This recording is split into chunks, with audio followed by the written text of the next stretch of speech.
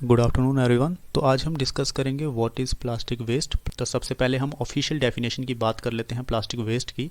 Plastic waste और plastic pollution is the accumulation of plastic objects. जो भी हम डे बाय डे हर रोज़ जो प्लास्टिक का इस्तेमाल करते हैं, जब वो इकट्ठा हो जाता है एनवायरनमेंट में तो उससे एनवायरनमेंट को नुकसान पहुंचता है और हम उसे प्लास्टिक पोल्यूशन का नाम दे देते हैं, जैसे कि plastic bottles and much more in the earth's environment that adversely affect wild life. इससे वाइल्ड लाइफ को भी नुकसान पहुंचता है, बहुत सारे जानवरों को नुकसान पहुंचता है। वाइल्ड लाइफ हैबिटेट इससे लॉस होता है एंड ह्यूमंस जिनको नुकसान पहुंचता है। कई तरह की डिजीज़ निकल के आती हैं प्लास्टिक वेस्ट के कारण। तो आज हम डिटेल में जानेंगे प्लास्टिक वेस्ट के बारे में। सबसे पहले हम प्लास्टिक वेस्ट को दो पार्ट्स में डिवाइड कर देते हैं, that is primary plastic. Primary plastic हम उन्हें कहते हैं जैसे कि सिगरेट बर्ड्स हो गए, बोतल कैप्स हो गए, जो फ्रेश एनवायरनमेंट में शामिल होते हैं। और सेकेंडरी प्लास्टिक हम उसे कहते हैं जो कि काफ़ी समय से एनवायरनमेंट में हैं और धीरे धीरे डिग्रेड हो रहे हैं, उन्हें हम सेकेंडरी प्लास्टिक कह देते हैं, जो कि डिग्रेडेशन होता है प्राइमरी वंस का। हमें मालूम है कि प्लास्टिक का इस्तेमाल करने से एनवायरनमेंट को नुकसान पहुंचता है। ह्यूमंस भी अच्छी तरह से जानता है कि हमारी हेल्थ को नुकसान होगा प्लास्टिक का इस्तेमाल करने से, लेकिन फिर भी गवर्नमेंट डिले करती है बैन करने के लिए, और फिर भी जो ह्यूमंस है वो जानते हुए भी इसका इस्तेमाल करते हैं। आखिर कारण क्या है, इसके एडवांटेजेस हम जान लेते हैं।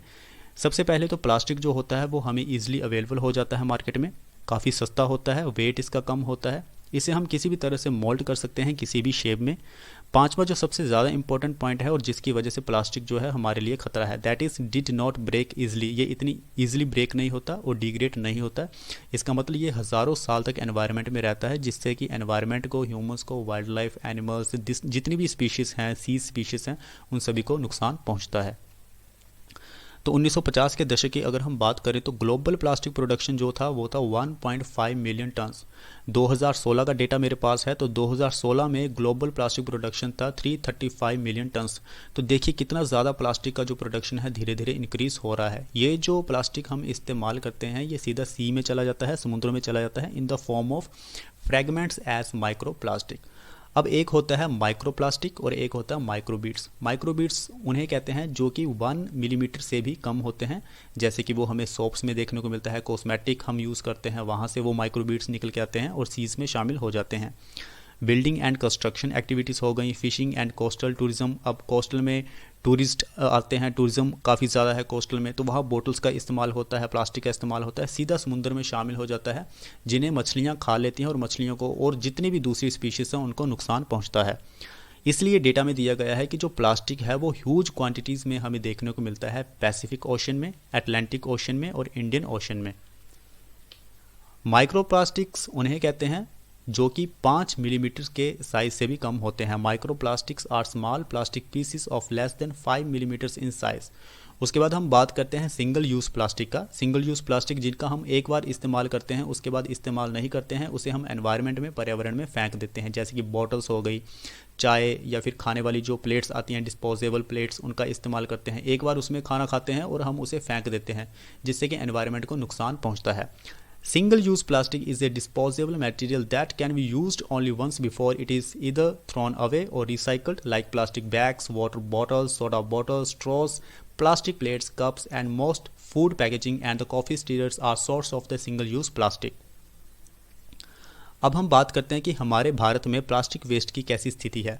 तो जो रिपोर्ट हमारे पास आई है that is central pollution control board.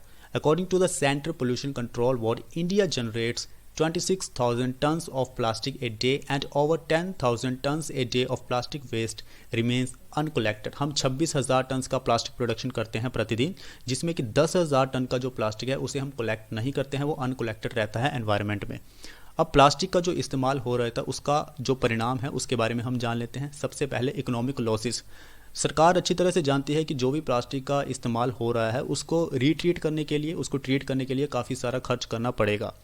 तो ये भी इकोनॉमिक लॉसेस का एक कारण है, क्योंकि हमें पैसा खर्च करना पड़ेगा। उस पैसे का इस्तेमाल हम लोगों की भलाई के लिए भी कर सकते थे, लेकिन अब इस पैसे का इस्तेमाल हम करेंगे दूसरी चीज़ों के लिए, रिपेयर करने के लिए। दूसरा, इम्प्लीकेशन फॉर एनिमल्स। अब जानवर नहीं जानते हैं कि हमें प्लास्टिक खाना है, या फिर वो प्लास्टिक को कई बार फूड समझ लेते हैं, भोजन समझ लेते हैं और उसको कंज्यूम कर लेते हैं, जिससे कि एनिमल्स की, जानवरों की डेथ हो जाती है। प्लास्टिक इंजेक्शन अपसेट्स और फिल्स up the digestive systems of the animals. यही कारण है कि समुद्र में जो मछलियां हैं उनके पेट में हमें माइक्रोबीट्स, माइक्रोप्लास्टिक देखने को मिलते हैं।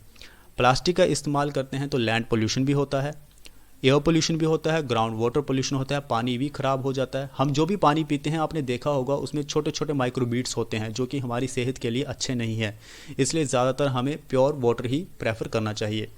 Interference with the food chain इसमें डिस्टर्ब होती है। आखिर प्लास्टिक वेस्ट का हम इस्तेमाल कर रहे हैं तो इसके पीछे या इसको स्टॉप करने के लिए, बैन करने के लिए हमें क्या इनिशिएटिव लेने चाहिए, गवर्नमेंट को क्या करना चाहिए, पब्लिक को क्या करना चाहिए। सबसे पहले raising the awareness amongst the public, सबसे पहले तो हमें पब्लिक को ही अवेयर करना होगा, लोगों को समझाना होगा कि वो प्लास्टिक का इस्तेमाल जो है वो कम से कम करें, उसका इस्तेमाल ना ही करें तो ज़्यादा बेहतर होगा। हमें ऐसे प्लास्टिक्स का इस्तेमाल करना चाहिए जो कि बायोडिग्रेडेबल हों, जो जल्दी से एनवायरनमेंट में मिक्स हो जाएं, या बैक्टीरियाज का इस्तेमाल करके जिनको बायोडिग्रेड किया जा सके, ऐसे प्लास्टिक का हमें इस्तेमाल करना चाहिए। दूसरा, हमने स्वच्छ भारत मिशन चलाया हुआ है, इसलिए चलाया गया था ताकि एनवायरनमेंट को साफ रखा जा सके।